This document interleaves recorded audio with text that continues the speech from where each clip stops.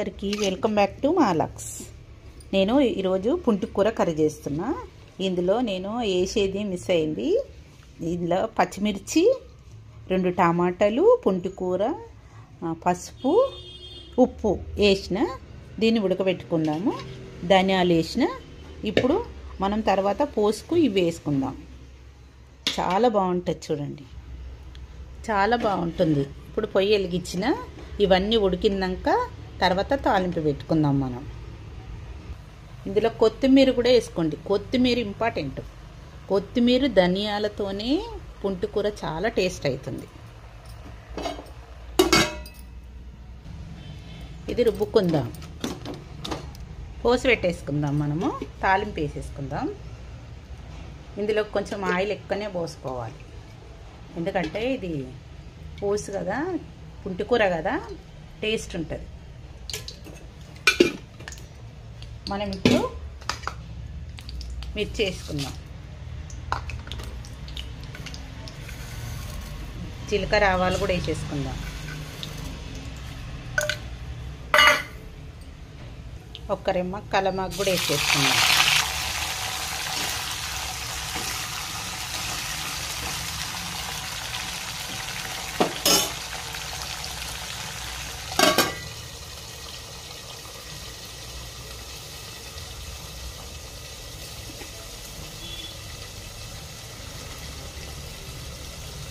ఇప్పుడు మనం ఈ పుంటికూర వేసేసుకుందాం. కానీ జాగ్రత్తగా ఉండాలి, ఎందుకంటే ఇది మనము శనగలు వేసినాం కదా, ఇవి పటాపటా అంటాయి అన్నమాట. మూత పెట్టేసుకోవాలి. కానీ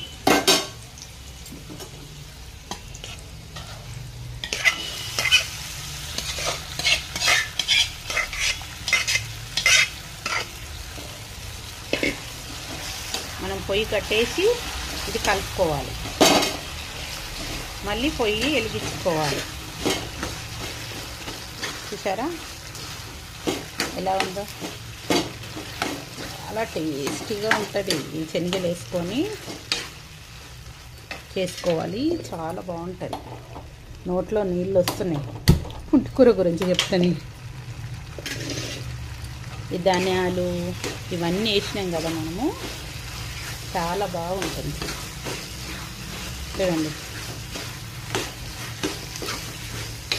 ఇలా అయిపోయింది. ఇప్పుడు ఒక్క 2 నిమిషాలు ఇట్లా ఉడకబెట్టుకొని బంద్ చేసుకోవాలి.